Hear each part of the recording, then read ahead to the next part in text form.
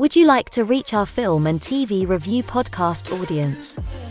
Do you have a product or service of interest to film and TV home consumers or followers of the entertainment industry? Have a film or show production to publicize? For affordable price plans for all budgets, get in touch and find out about our introductory advertising options.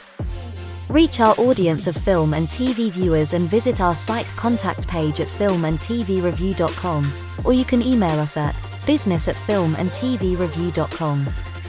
Reach out today.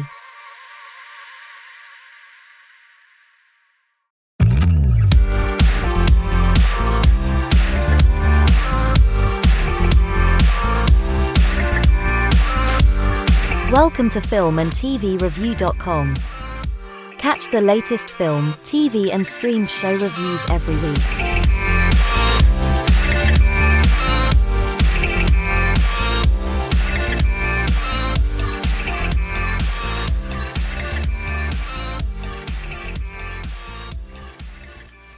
The views and opinions expressed by the authors and those providing comments are theirs alone. They do not reflect the views, opinions or position of filmandtvreview.com or their respective parent companies or affiliates. Filmandtvreview.com makes no representations as to accuracy, completeness, correctness, suitability, or validity of any information in this program and is for entertainment purposes only. Episodes may contain adult humor and language. For full terms and conditions, see filmandtvreview.com.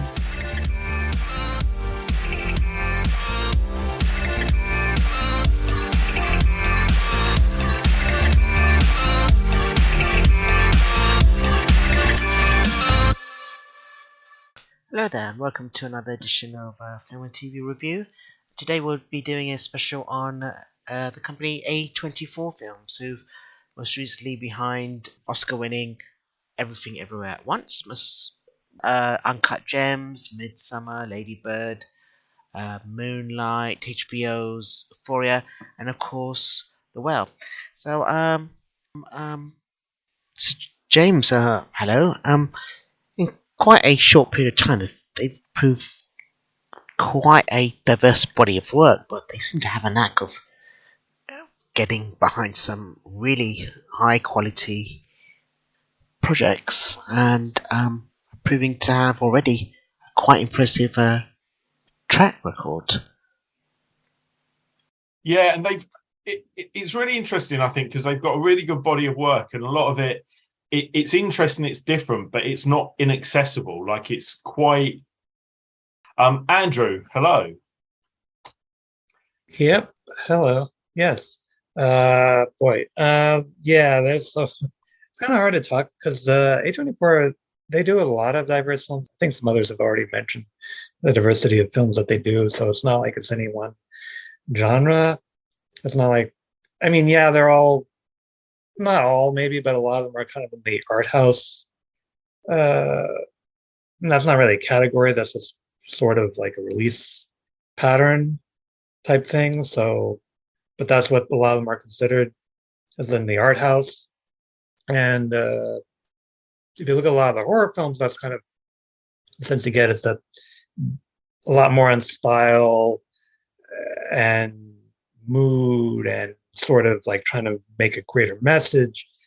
And that was one of the things about Bodies, is that when it came out, it was sort of like, this feels like more typical horror film as opposed to like an A24. I mean, without spoiling anything, it's, there is something there, but it came across, at least initially, as something that was maybe more like a mainstream horror film rather than like an Ari Aster or something, or Robert Eggers, like one of their films for A24, which are kind of a little bit more unusual. And I was looking at some of the more recent films that A24 has done. I know you mentioned some of them, Minari. Not sure if you mentioned Come On yet. That was a Joaquin Phoenix film directed by Mike Mills, about Joaquin Phoenix character and his nephew in universe in the movie who go on this trip, and they kind of share, kind of a bond, family um, time together. And then there's and then there's X and its prequel Pearl. Speaking of horror films, and I guess with X, it's not really as much of a art house-ish type thing, but more of just kind of this throwback to a 70s like Texas Chainsaw Massacre or something like that. It's even set in the 70s. And then its prequel Pearl, which,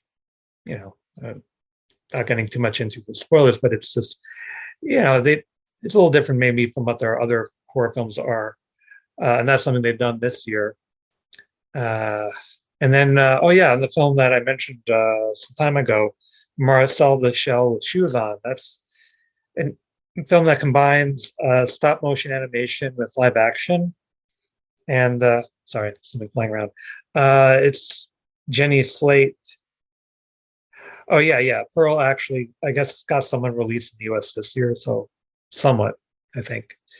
But Marcel the Shell with Shoes On is a feature film adaptation of a character that Jenny Slate and I guess her then husband or ex-husband created some years ago, and they did a series of shorts. And the character is voiced by, which is what it is, a shell with shoes on, what it says on the tin, voiced by Jenny Slate, and sort of this like really high-pitched little kid's voice. And from those shorts that they did years ago, they made a feature film. And the feature film is about this filmmaker who I think is actually played by the real life ex-husband, I guess, sort of the co-creator of the series. And him and this shell, Marcel. Marcel wants to find his family, so this filmmaker kind of wants to help Marcel do that. And in so doing, they bring up a lot of points about, at least to the audience, of social media and sort of like celebrity dumb and things like that. And yeah, it's a cute little film, but it also has some messages too about like things I said about, focusing on, like Marcel just wants to find his family, and other people see Marcel's attempts to find his family as, like, oh, let's put him in the spotlight, that type of thing. And, that. So it's a cute film, but with messages. And then there was a Green Knight, which is another film altogether, another genre altogether. I know that was the film I mentioned, and some people weren't really as fond of that. It's a little different than maybe it was marketed to be. It's not something, it's a fantasy film, but it's not like epic action fantasy. It's a lot more of a character's journey, a lot more characterizations about Sir Gawain. Maybe he wasn't Sir at the time, played by Dev Patel, and him going on this kind of quest. And it's more about him growing as a character rather than any kind of epic. I mean, there's fantasy elements there. I mean, it's fantasy film, but it's more of a fantasy drama than any kind of action fantasy, anything like that. Let's see. And I think Men, maybe you mentioned Alex Garland. Yeah, because I guess at least two of his films are A24, Men and Ex Machina. I don't think Annihilation, I think that was Paramount, but I guess a couple of his films he did through A24. And I guess people really like Ex Machina, but they're not as fond of his other films. And Men is like, I mean, it's good, but it's kind of like a little unusual. I'll just say that without giving spoilers. And you start watching and you're sort of like, yeah, things are a little bit off. And why doesn't the protagonist think things are a little off like right away?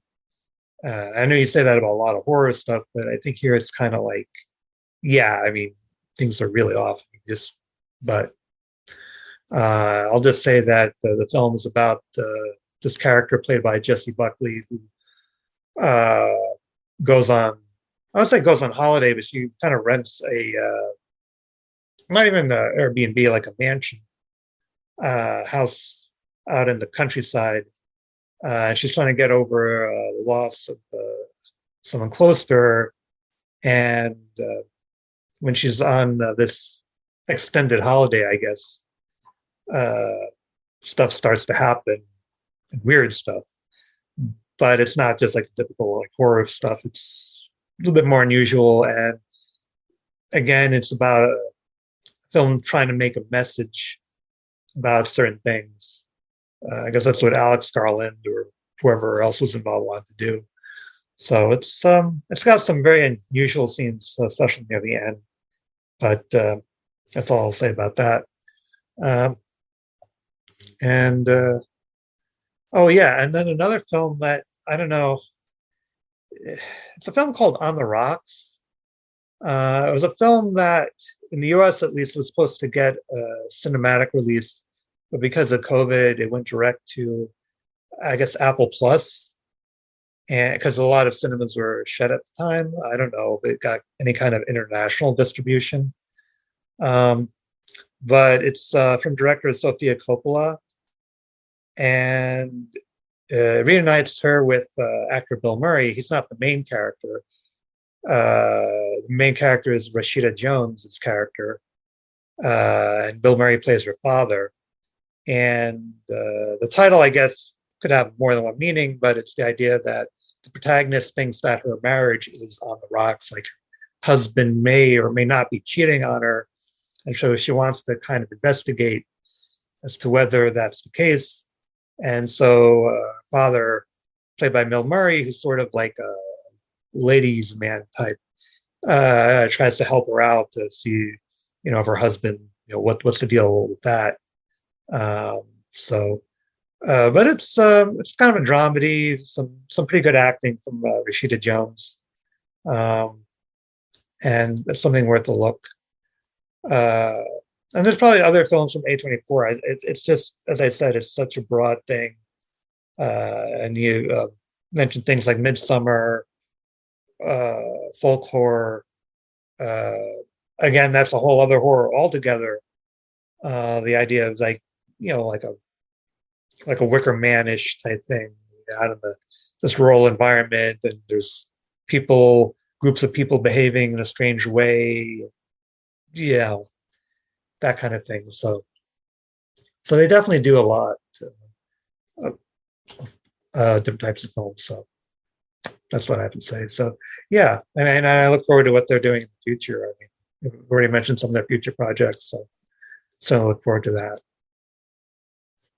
Thanks, Andrew. Yeah, and you're right. Pearl has been come out in the US in September, so you've been able to see it.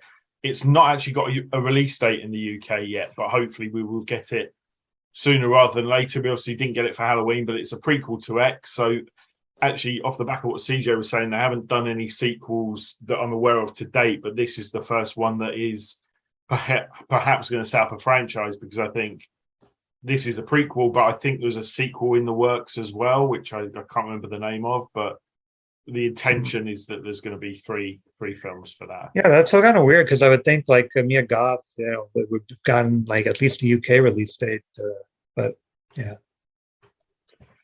I think Halloween, there was a lot out at Halloween, and I think they probably just thought we'll park it until maybe early next year or something like that.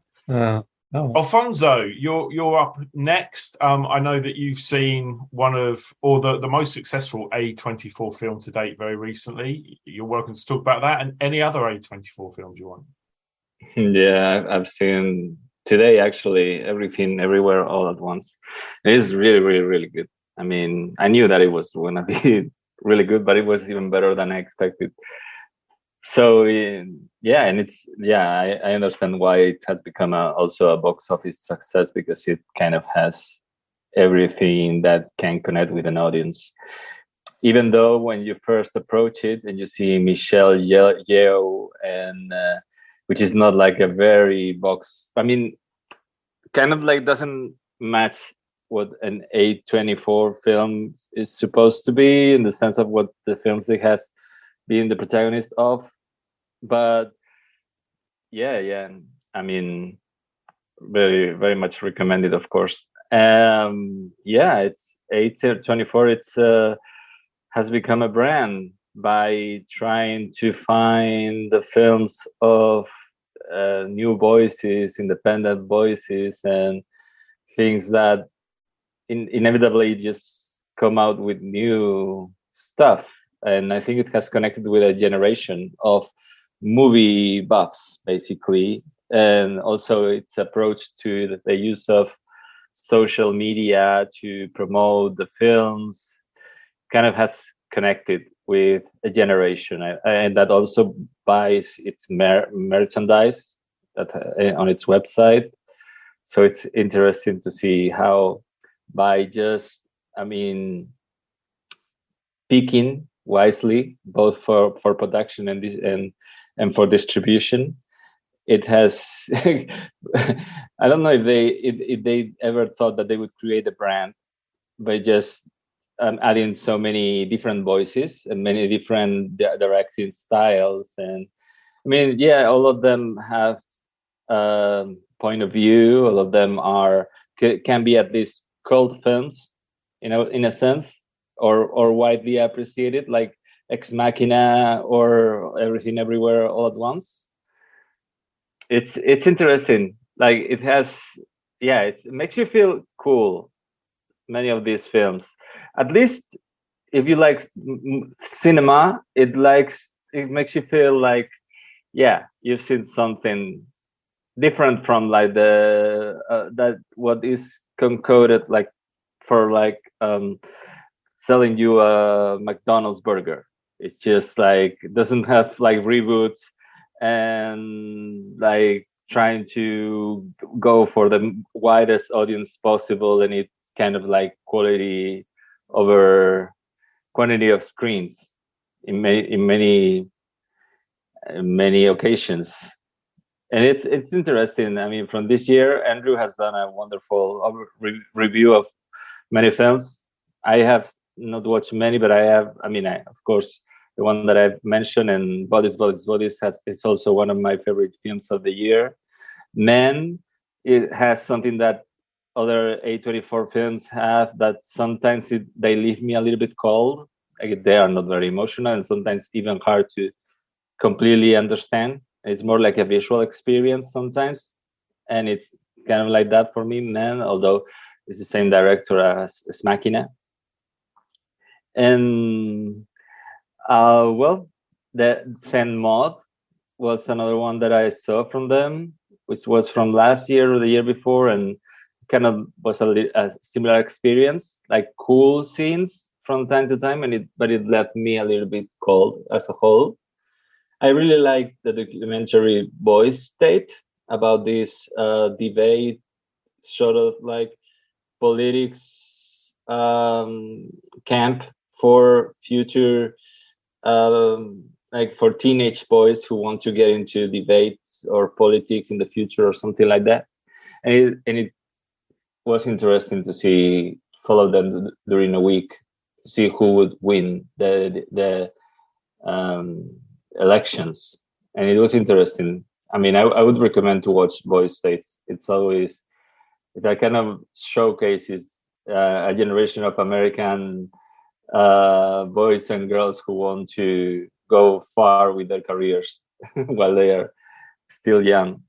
I really think A24 has been also one of the most important promoters of the let's say intelligent or elevated horror. I wouldn't say like intelligent, more intelligent, but it's like elevated horror, what people call elevated horror, like with Ari Aster, Robert Eggers movies, which are also visually interesting, and they offer something new. They always just offer something new, and it connected to audiences also. I really like Lighthouse. I really like Hereditary, of course. Midsommar. Yeah, and the ones that I'm missing, even things like Under the Skin could be considered like horror from them.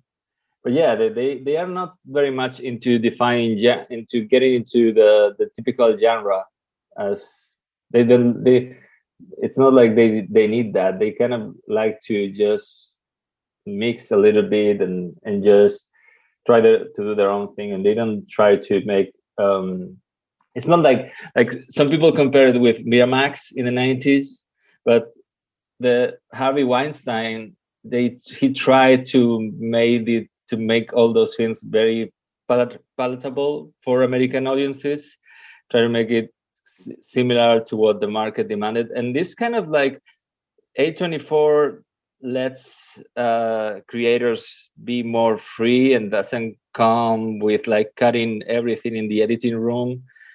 So they kind of had shaped the market in a sense, more like adapted to the market. They have made the market adapt to creators, which is interesting. So like they had very much tried to make it more emotional here.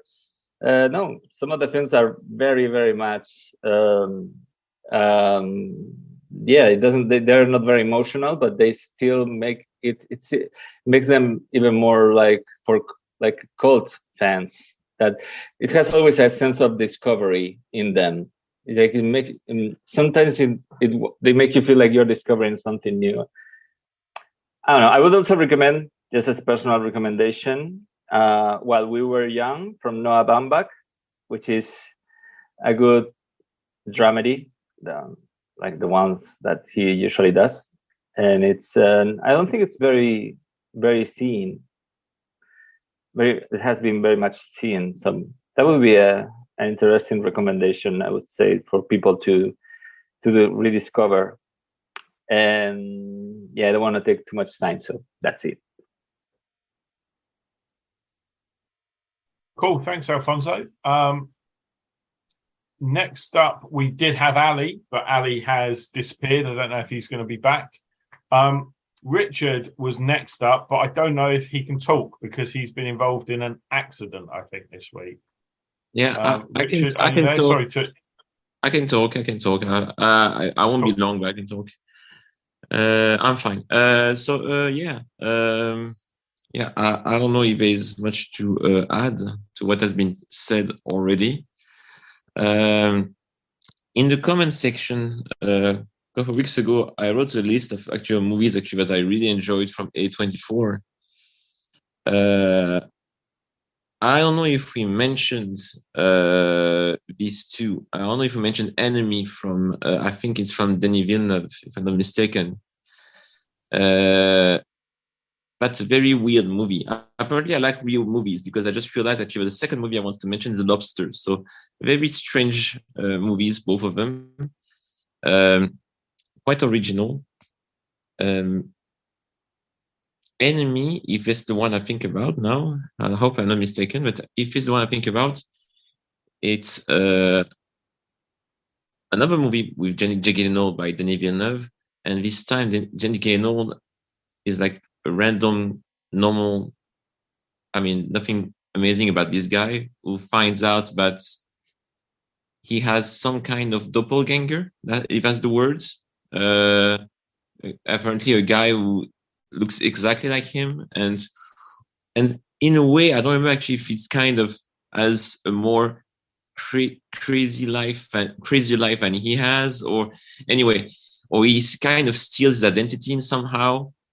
But it's very interesting, and it kind of mess Jake Gyllenhaal's character up a lot, trying to understand actually who is this guy, how is he related to him, etc. And in a way, we follow him investigating this doppelganger.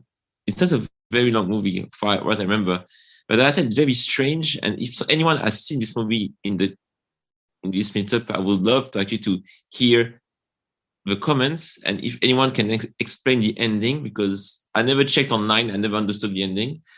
there's some kind of, I guess, metaphor, because there's spiders for no reason at all in this movie.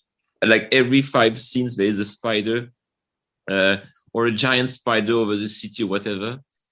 And but I never understood. Yeah, go ahead. I'll just keep it simple. So you've got one Jake Gyllenhaal character. The other Jake Gyllenhaal character was a doppelganger.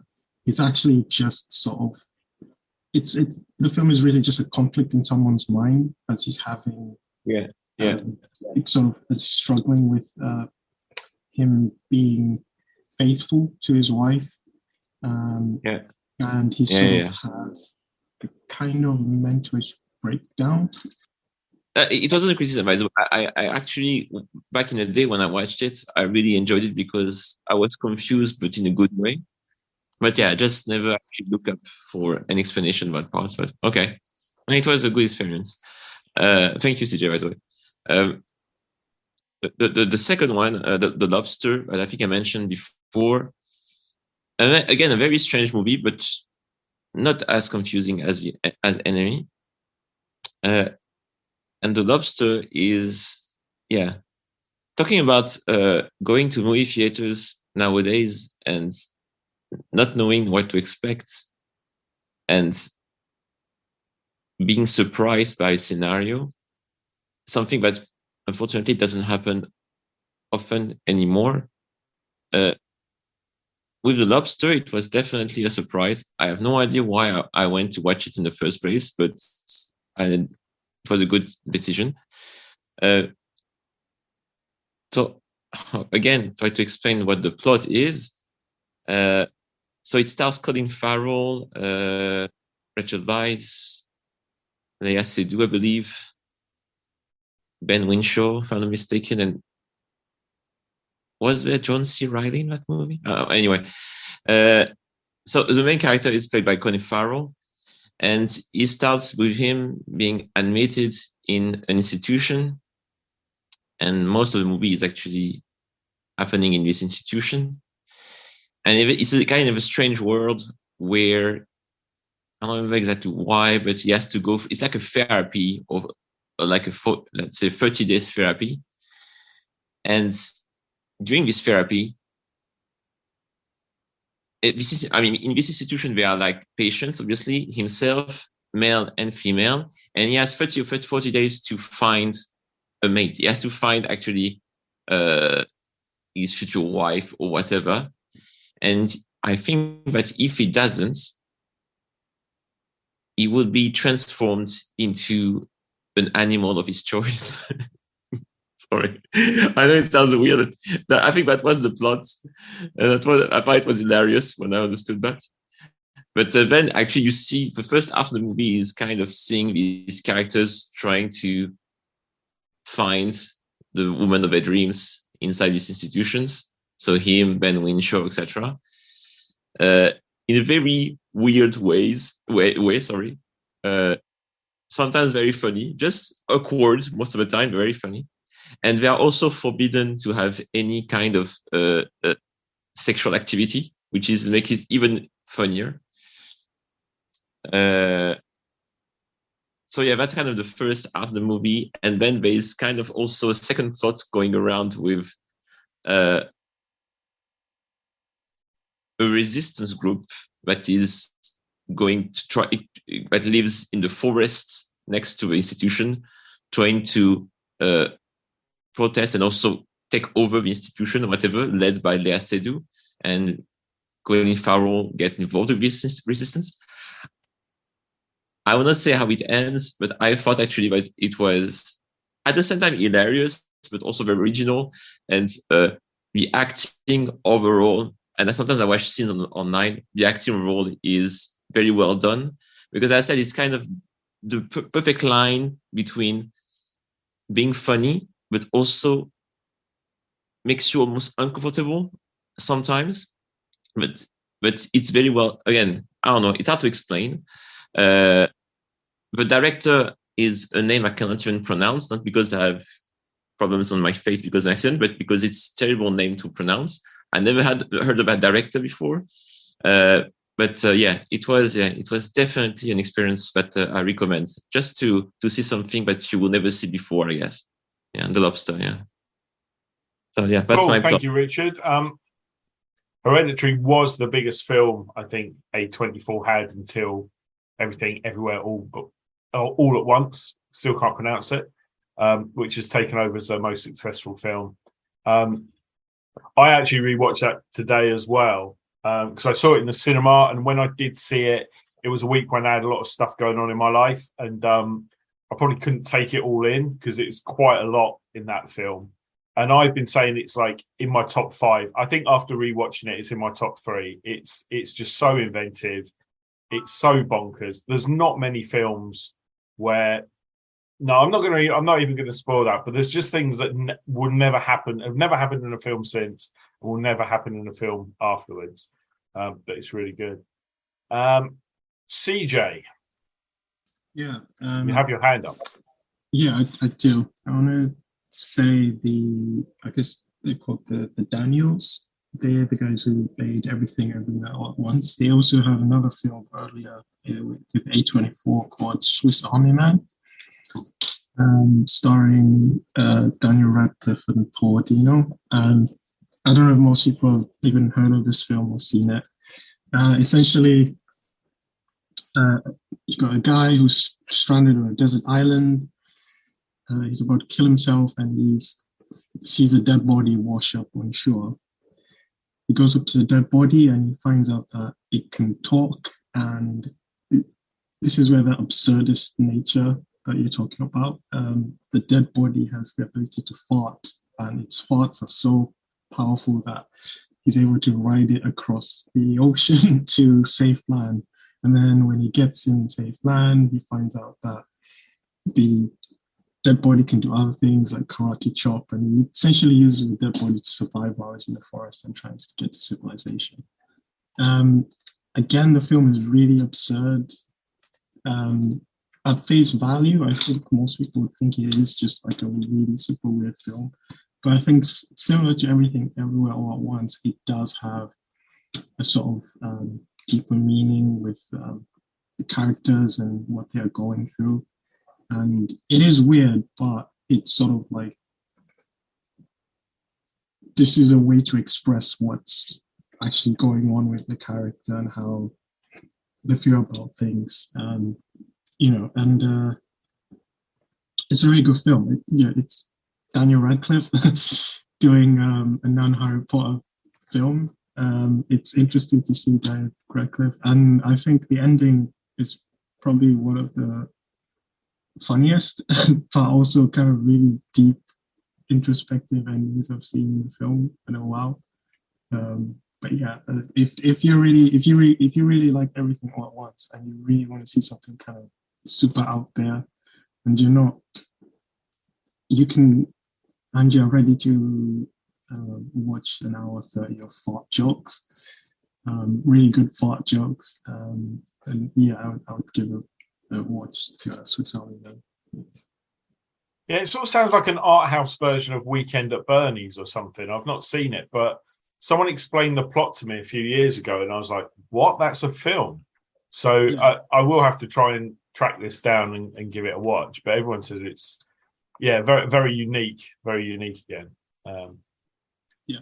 And the other thing actually so to Alfonso earlier on the chat, I'd said about Everything Everywhere All at Once being sort of a sci-fi fantasy. I mean, rewatching it, it's more like a drama with sci-fi fantasy elements in a way. I mean, I don't know what you'd compare it to. It sort of reminds me of Being John Malkovich a little bit.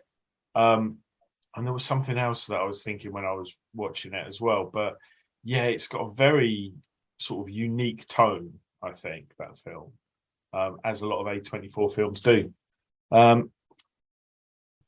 I wanted to also, I would just wanted to add that A24 is also doing very interesting TV. They are behind Euphoria, which has completely changed what a teenage drama would look like in terms of just aesthetically and how the camera moves. And yeah, it's the quote unquote cool teenage drama, HBO brand drama of like this kind. Also, they also have Rami, which is also critically acclaimed, and other A24 productions for TV that are also coming out. And it's also it's the same kind of thing of like trying to spotlight new voices and interesting directing styles. It's interesting. Also, it should be also just said that TV is also one of the places where you can find good A24 stuff. Thanks, Alfonso. So unless anyone has any other films they'd like to talk about from A24, that kind of brings us to the end of our chat for today. Thank you, James. And on that note, I think we've quite covered a lot of their work. And I'd like to thank everyone else who joined us today. And for you at home, we'll see you next time. We hope you enjoyed this film and TV review.com episode. Catch the latest film and TV reviews, together with regular episode content from the world of film and TV every week. See you soon. Would you like to reach our film and TV review podcast audience?